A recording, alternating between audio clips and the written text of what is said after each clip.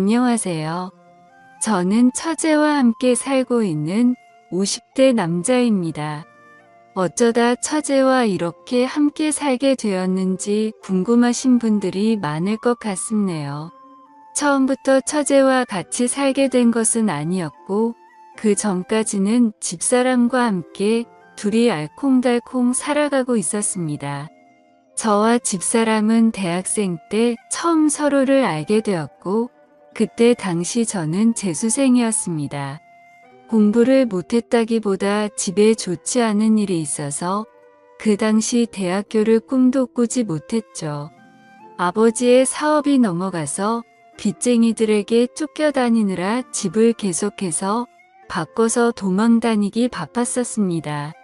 대학교 지원은커녕 고등학교도 제대로 나가지 못해서 출석 일수가 부족해 혹시나 졸업도 못할까봐 전전긍긍하며 지냈었네요. 그래도 다행히 아버지의 지인들께서 도와주셔서 반년 만에 어느 정도 상황은 나아졌었죠. 결국 저는 다시 공부를 이어갔고 그렇게 일반적인 남들보다 1년 늦게 대학에 진학하게 되었습니다. 그렇게 입학한 대학교에서 처음부터 허둥거려서 기숙사를 신청하는 시기도 놓치고 말았습니다. 그래서 이 일을 어쩌나 방황하던 중 괜찮은 하숙집이 있다는 정보를 친구가 알려주더군요. 다행히 전년도에 고등학교 동창이 먼저 이 학교로 입학해서 저에게 많은 도움이 되었습니다. 이제는 선배라고 부르라며 너스레를 떨었죠. 아무튼 그래서 친구에게 고맙다고 밥 한 끼 사겠다고 말한 뒤 하숙집을 계약하러 찾아가 보았습니다. 아직 계약하기 전이라 아무도 없겠지 싶었는데 한 어린 여학생이 문을 열어주더군요. 순간 놀라서 당황하며 아무 말도 못하고 있자 여학생은 저에게 말을 걸었습니다. 하숙집 보러 왔어요? 고개를 끄덕거리자 뒤돌아 큰 목소리로 엄마 하고 외치더군요. 순간 하숙집 딸이구나 라는 것을 알게 되었습니다. 반가워요. 우리 엄마가 하는 곳이라서 그렇게 하는 말이 아니라 진짜 여기만큼 가격 대비 깨끗하고 음식 잘 나오는 곳 없거든요. 라고 싱긋 웃으며 말을 하더군요. 악수를 건네는 당당한 여학생의 모습에 저는 첫눈에 반해버리고 말았습니다. 마치 어른처럼 세련되고 자연스럽게 손을 내미는 여자는 난생 처음 보았거든요. 저는 그렇게 홀린 듯 하숙집을 계약하게 되었습니다. 알고 보니 여학생은 저와 같은 그의 신입생으로 같은 학교를 다니게 되었다고 하더라고요. 게다가 우연인지 인연인지 그녀와 저는 전공마저 똑같아서 급속도로 친해지게 되었죠. 제가 재수한 사실을 알고 오빠라고 부르는데 행동은 저보다 훨씬 어른스러워서 참 신기했어요. 하숙집 맨 위층은 주인 아주머니와 여학생, 그리고 그 여학생의 여동생까지 셋이 살고 있었습니다. 그녀와 저는 점점 친해져 갔고 이야기를 나누던 중 제가 재수한 이유에 대해서 궁금해하길래 솔직히 말해줬죠.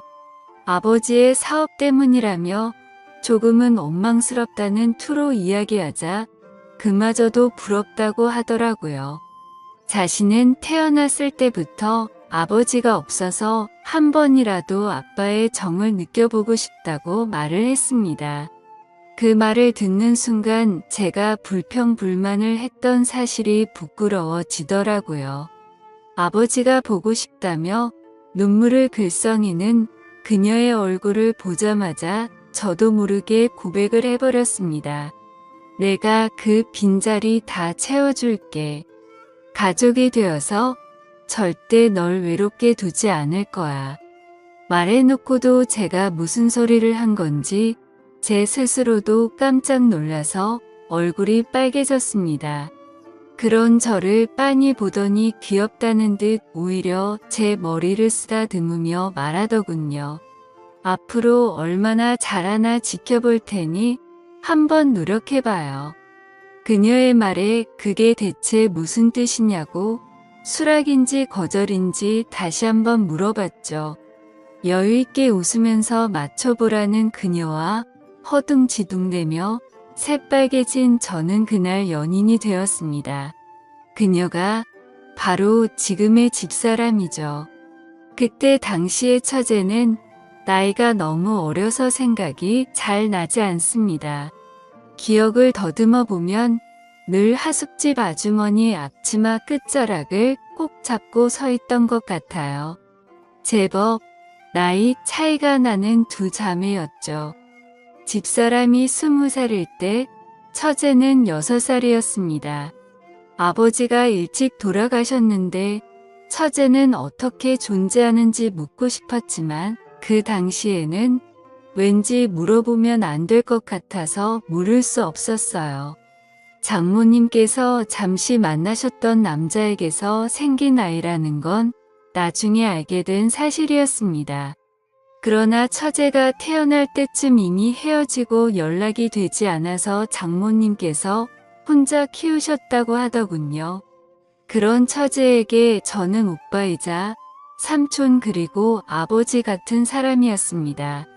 두 자매는 아버지 없이 살아와서 그런지 무척 정에 목말라 있었어요. 그래서인지 저를 참 잘 따랐습니다. 저도 그런 그녀들을 보면 안쓰러워서 한없이 잘해주고 싶더라고요. 아무튼 1년 동안 예쁜 사랑을 키워가던 중 저는 대학 1학년을 마친 후 군대를 가게 되었습니다. 울먹이는 그녀에게 기다리기 힘들면 그냥 다른 남자 만나도 된다고 했지만 고개를 가로저으며 꼭 기다릴 거라고 하더군요.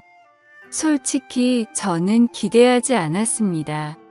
제 주변에도 군대를 가면 99% 고무신을 거꾸로 신는다는 이야기밖에 없었기 때문에 진작부터 마음을 비우게 되더라고요. 기다리면 고맙지만 그렇지 않더라도 원망하지 않겠다는 마음이었죠. 그래서 첫 번째 휴가를 나왔을 때 그녀에게 연락이 오지 않았어도 조금은 서운할 뿐 그럴 수 있다고 생각했습니다. 하숙집을 찾아가 볼까 생각도 했지만 괜히 미련 떠는 것을 보여주고 싶지 않아서 그냥 복귀를 했습니다. 두 번째 휴가를 나왔을 때에도 깜깜무소식이었습니다. 저는 그래서 이제 아예 끝났구나 싶었죠. 그러던 어느 날 부대로 누군가 면회를 왔다고 하는 것입니다. 혹시 그녀일까 싶어서 서둘러 갔더니 그곳에는 전혀 예상치 못했던 여자가 앉아 있었습니다. 바로 장모님이었죠. 왜 여기에 혼자 오셨냐고 물으니 펑펑 울면서 자기 딸 좀 말려달라고 하는 것입니다. 그래서 저는 영문도 모른 채 어리둥절할 뿐이었죠. 정황상 제가 차인 건데 대체 뭘 말려달라는 건지 모르겠다고 하자 제 가슴을 치시며 화를 내셨습니다. 너 때문에 내 딸이 임신했다고. 자신과 똑같은 길을 걷게 하고 싶지 않았는데 이놈의 팔자가 어찌나 사나운 건지 라면서 말하시더라고요. 아휴, 진짜 내가 못 산다. 너한테 민폐 끼치지 않겠다고 혼자 나와서 기른다는데 내 속이 다 썩어 문드러지겠다. 어쩌면 좋니? 그 이야기를 듣는 순간 머리를 한대 맞은 것처럼 띵 하더군요. 그녀는 제 예전 한마디 때문에 임신 사실을 숨긴 것입니다. 입대 전 그녀와 술을 마실 때 제가 무심코 한 말이 있었거든요. 난 우리 아버지처럼 자식들 고생시키기 싫어. 가진 것도 없는데 무작정 애를 낳으면 어떡해. 애들이 뭐 그냥 알아서 쑥쑥 크는 줄 아는데 진짜 답답해 죽겠다. 난 절대 돈 없이 애들 키우지 않을 거야. 내 능력이 되기 전까지 아이를 가질 생각도 안 할 거고, 만약 내가 돈을 많이 못 벌잖아? 난 그럼 아이를 갖지 않을 거야. 제가 술 기운에 짓거린 그 말들 때문에 저에게 임신 사실을 알리지도 못하고 혼자 전전긍긍하다가 숨어버린 것이었죠. 저는 너무 미안해서 눈물이 흘렀습니다. 미련한 저 때문에 마음고생을 시켜서 정말 속상했습니다. 그 다음 휴가를 나가자마자 그녀를 찾아가서 무릎을 꿇었습니다. 어느덧 봉긋 나온 배를 황급히 감추며 당황해하더군요. 너에게 불안감을 줘서 너무 미안해. 우리 결혼하자. 지금처럼 마음 아픈 일 한평생 없도록 노력할게. 정말 잘할게. 제 고백에 그녀는 아무 대답도 않고 가만히 눈을 감고 서 있다가 고개를 끄덕였습니다. 그렇게 저는 아빠가 되었고 남편이 되었습니다.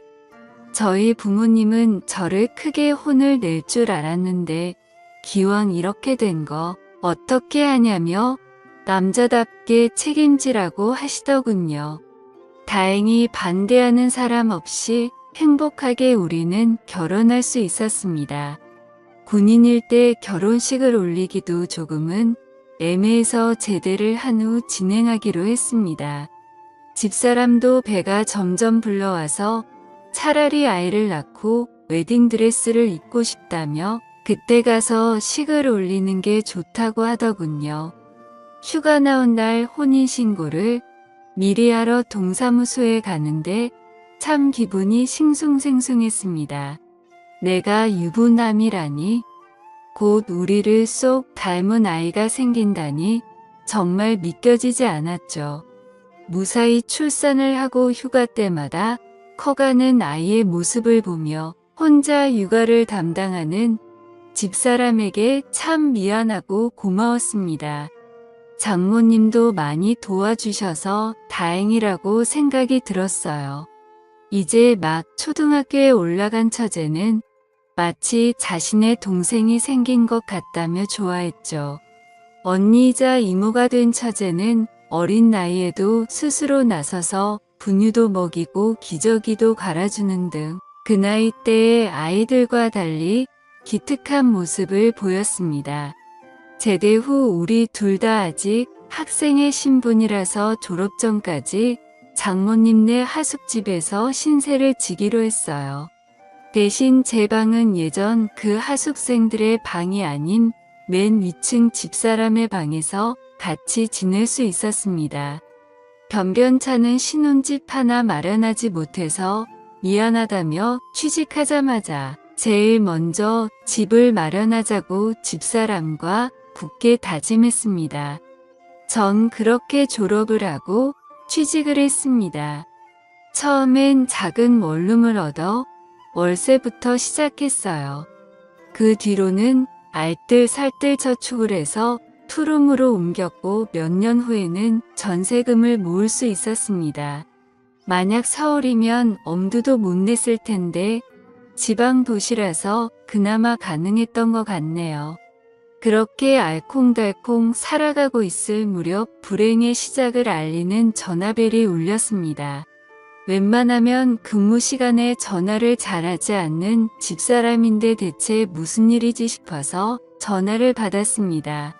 아내는 울먹이는 목소리로 장모님께서 쓰러지셨다고 하는 것입니다.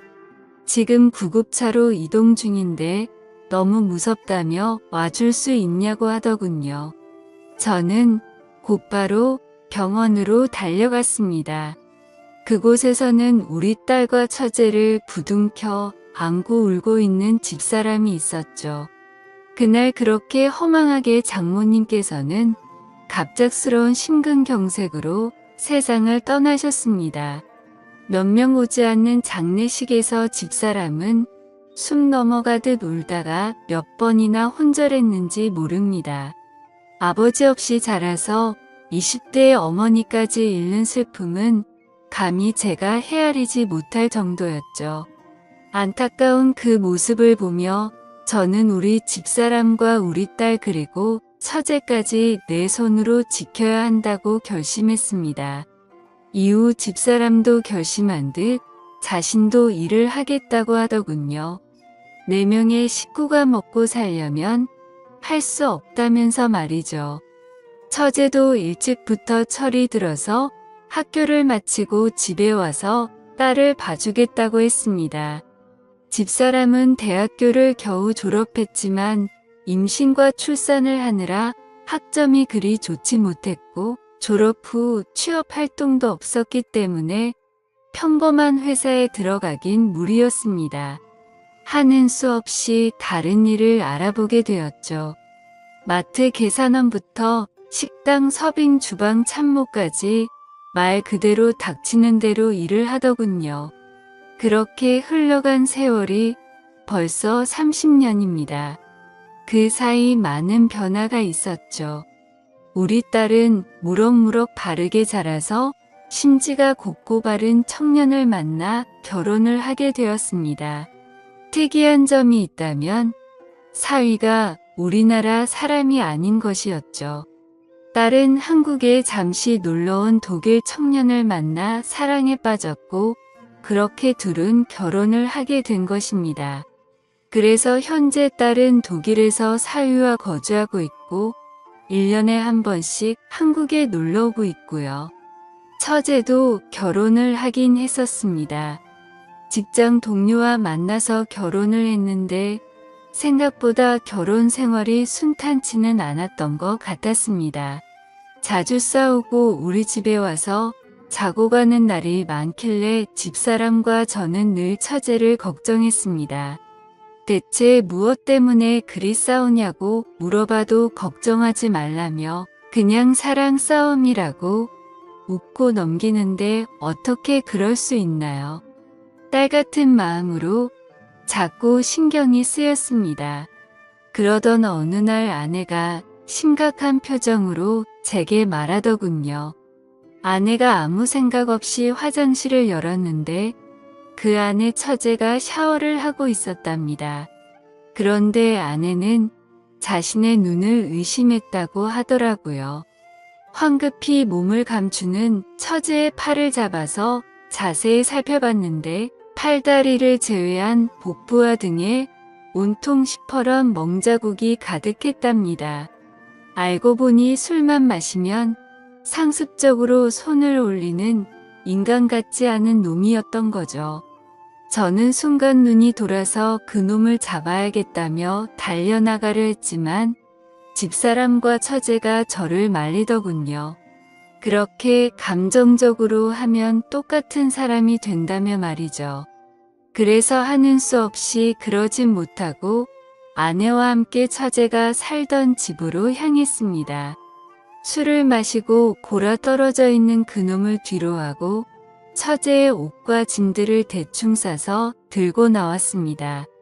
변호사 비용은 얼마든지 대줄 테니 지금 당장 방언 가서 진단서를 떼고 이혼할 준비를 하라고 했습니다. 그렇게 그날 이후 처제는 이혼을 준비하게 되었던 거죠. 처제에게 왜 진작 이혼하지 않고 있었냐 물어보니 이혼하면 갈 곳이 없는데 어릴 적 신세를 졌었던 우리 집에 또다시 신세를 지고 싶지 않았다고 합니다. 미안해서 차마 그럴 수 없다고 하더군요. 무슨 소리냐며 우린 가족이니 절대 그런 걸로 기죽지 말고 불편하게 생각하지 말라고 다독였습니다. 그렇게 처제의 이혼은 마무리되었고 우리 셋은 한 집에 살게 되었네요. 그놈과 헤어지기 전부터 마음고생이 심했는지 갈수록 말라가는 처제가 안쓰러웠습니다. 같이 살게 되었으니 맛있는 음식도 넉넉히 먹이며 건강을 되찾게 하고 싶었습니다. 그런데 자꾸 식욕이 없다며 음식을 잘 먹지도 않더군요. 워낙 어릴 적부터 소화를 잘 못 시켰던 처제라서 스트레스 때문에 그런가 보다 생각을 했습니다. 그러던 어느 날 화장실만 갔다 하면 남몰래 구토를 하는 모습을 보게 되었고 사태의 심각성을 깨닫게 되었습니다. 혹시 섭식장애인가 싶어서 병원에 데려갔는데 의사는 고개를 갸우뚱하며 더 큰 병원에서 검사를 받자고 하더군요. 처제는 별일 아닐 거라고 했지만 저는 겁이 덜컥 났습니다. 바로 다음날 대학병원에 가서 검사를 받았고 결과를 받아든 순간 모두가 좌절에 빠지고 말았습니다. 처제는 위암 말기였던 거죠. 왜 진작 병원에 오지 않았냐는 의사의 말에 가족 모두 아무 말도 할 수 없었습니다.